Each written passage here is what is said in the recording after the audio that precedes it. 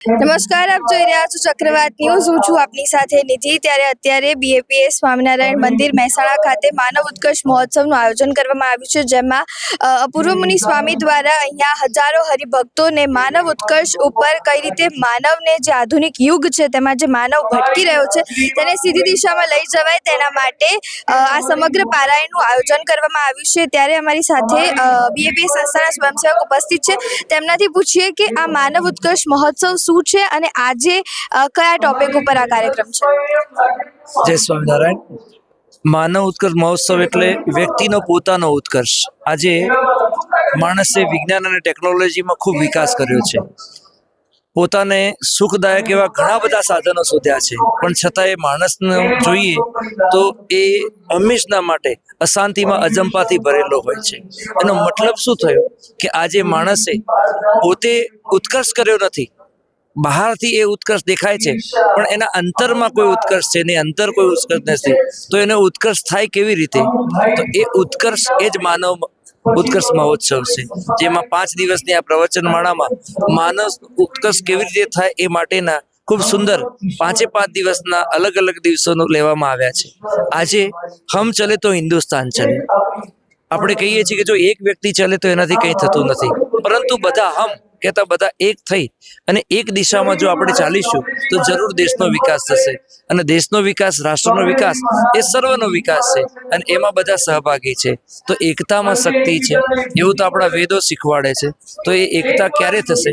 જો આપણે બધા સાથે રાષ્ટ્ર વિકાસ માટે કંઈક કરીશું તો આવા રાષ્ટ્રના વિકાસ માટેના, વ્યક્તિના વિકાસ માટેના અને પોતાના આંતરિક વૈભવ માટેના સુંદર વિષયો આ પ્રવચનમાળામાં લેવામાં આવ્યા છે, જે ઉપર બીએપીએસ સંસ્થાના આંતરરાષ્ટ્રીય વક્તા અને વિદ્વાન સંત એવા અપૂર્વ મુનિ સ્વામી ખૂબ સુંદર માર્ગદર્શન આપણને આપી રહ્યા છે. તો એમાં હજારોની સંખ્યામાં ભાવિકો, સત્સંગીઓ અને સદભાવીઓ છે એ લાભ લઈ અને પોતાનો ઉત્કર્ષ છે એ કેવી રીતે થાય એનું અમૂલ્ય માર્ગદર્શન પ્રાપ્ત કરી રહ્યા છે. અત્યારે જે અહીંયા લોકો આવી રહ્યા છે, હરિભક્તો આવી રહ્યા છે, તેમનો પ્રતિસાદ કેવો છે અને અત્યારે જે અપૂર્વ મુનિ સ્વામી દ્વારા જે પ્રવચન કરવામાં આવી રહ્યું છે તેમના વિશે થોડી માહિતી આપો.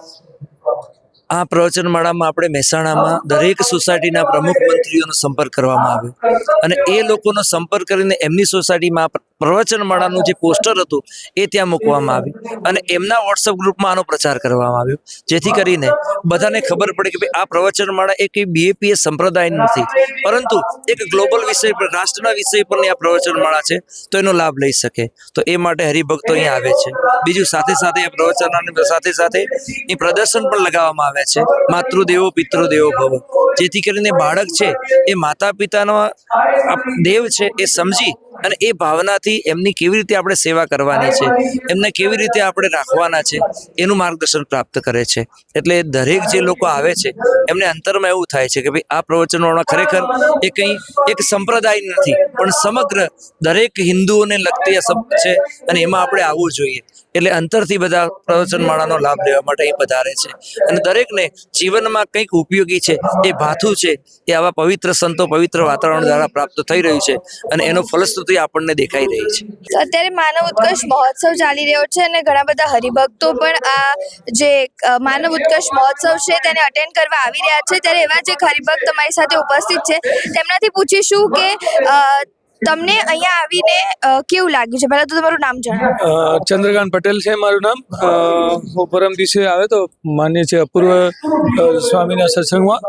તો અહીંયા આવવાથી મને બહુ સારું ફિલ્મ થયું કે બધા હળીમળીને સારો સત્સંગ સાંભળે છે.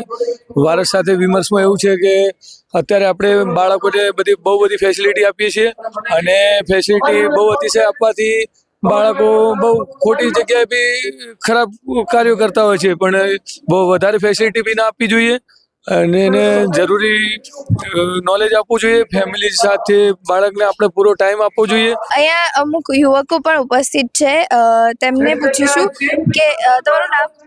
મારું નામ ચૌધરી યોગેશ કુમાર પેરાભાઈ છે. હું અહીંયા એપીસીમાંથી બિલોંગ કરું છું. તમને અહીંયા જે માનવ ઉત્કર્ષ મહોત્સવ ચાલી રહ્યો છે, છેલ્લા 3 દિવસથી ચાલી રહ્યો છે અને આજે 4થો દિવસ છે, ત્યારે તમને કેવું લાગી રહ્યું છે અને અહીંયાથી શીખવા શું મળ્યું છે તમને? આજે માનવ ઉત્કર્ષ મહોત્સવ આ મહેસાણા મંદિર દ્વારા ચાલુ છે તો બીએપીએસ સંસ્થા દ્વારા ચાલુ કરવામાં આવ્યું છે અને મહંત સ્વામી જે છે એમના અંતર્ગત ચાલુ કરવામાં આવ્યું છે. તો અહીંયા જે પૂજ્ય અપૂર્વ મુનિ સ્વામી છે, તો એના દ્વારા અમને એ શીખવા મળી છે કે માતા પિતાને સવારે ઉઠીને પગે લાગવું જોઈએ. કોઈ પણ કામ ચાલુ કરવું હોય તો પહેલાં માતા પિતાને પૂછવું પડે. બધી જે વાતો હોય એ શેરિંગ કરવી જોઈએ. પછી માતા પિતાને જે કોમ્પ્રોમાઇઝ છે એ બી કરવું જોઈએ. જે સાચું ખોટું એ બધી વાતો કરવી જોઈએ. મારું નામ દિશા હસમુખ. હું અહીં છેલ્લા 4 દિવસથી માનવ ઉત્કર્ષ મહોત્સવમાં આવું છું. મને એમાં જે મેઇન જે ટોપિક છે કે હમ ચલે તો ઇન્ડિયા ચલે એનું છે, એમને બહુ સારું લાગ્યું. એમાં એવું છે કે આપણે જે પણ એજ્યુકેશનમાં હોઈએ કે આપણે બિઝનેસ કરતા હોય, ગમે તેમાં જો આપણે આપણું બેસ્ટ આપીએ તો સમાજને કઈ રીતે વિકાસ થઈ શકે, દેશમાં આપણે વિકાસમાં શું ભૂમિકા ભજવી શકીએ એના વિશે જે શીખવા મળ્યું છે. અને આપણે જો એવું નથી કે આપણે બોર્ડર ઉપર જઈએ તો જ આપણે દેશની સેવા કરીએ. આપણે જે કરીએ છીએ, બિઝનેસ કરીએ, ડૉક્ટર હોઈએ, તો એ આપણે જો બેસ્ટ રીતે કરીએ તો દેશની એક સેવા જ છે. અને બીજું પણ ઘણું બધું શીખવા મળ્યું છે. તો તમે પણ વધાવો એ વિનંતી. જય સ્વામિનારાયણ. તમારું નામ? મારું નામ ચૌધરી સહદેવ છે. હું 4 દિવસથી માનવ ઉત્કર્ષ મહોત્સવમાં આવું છું.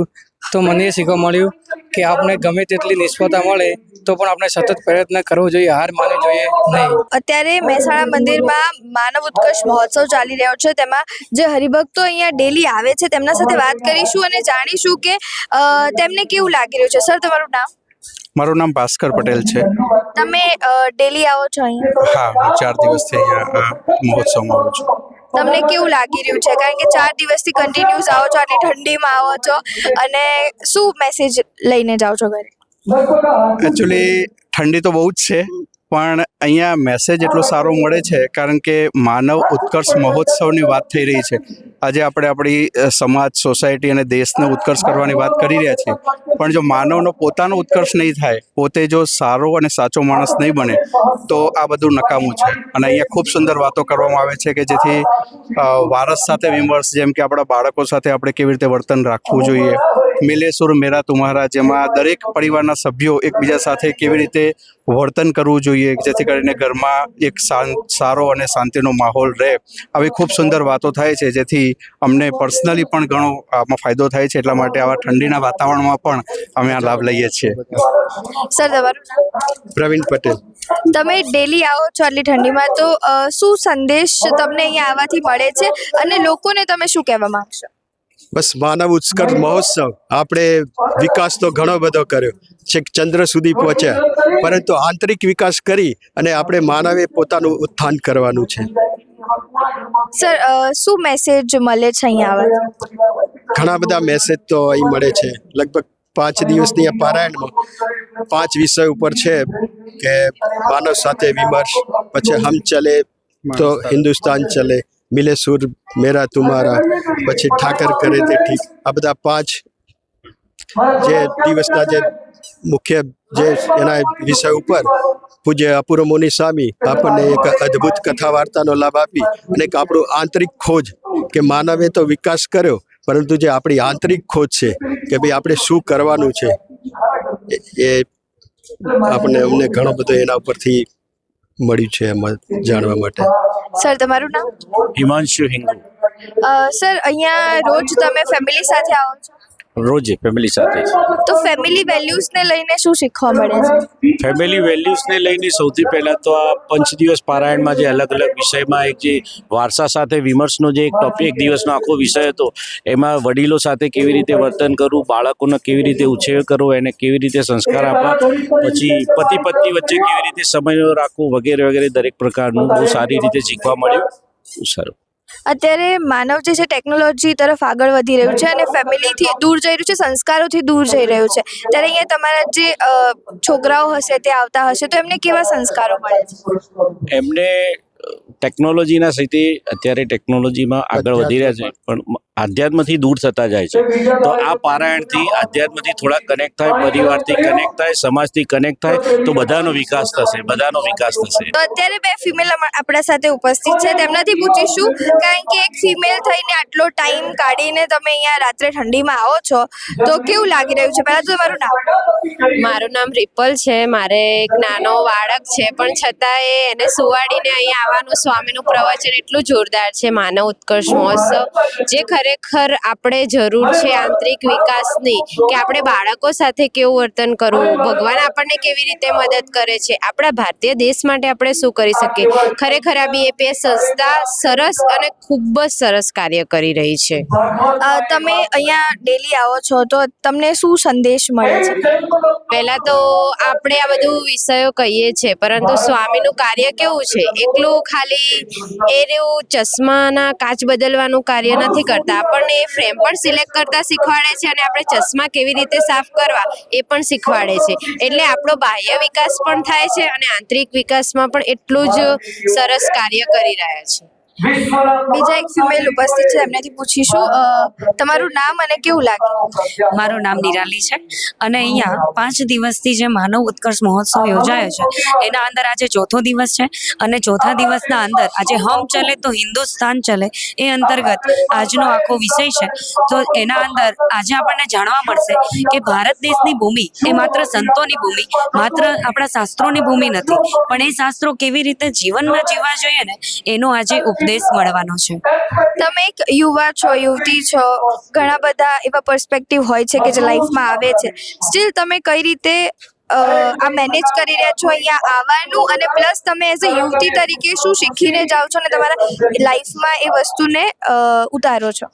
આમ તો હું શિક્ષક છું, એટલે મારે અહીંયા જાણવા માટે એટલું બધું મને મળી રહ્યું છે, કારણ કે બહારની દુનિયાના અંદર જે આપણો ભારતનો દેશ અને ભારતના દેશમાં રહેલી ઘણી બધી સમૃદ્ધિઓ એ આપણને અહીંથી જોવા મળે છે, અને એ સમૃદ્ધિઓ પણ બીજા દેશ કરતાં કેવી રીતે વિશેષ છે એની અસ્મિતા આપણને અહીંયાથી જાણવા મળે છે.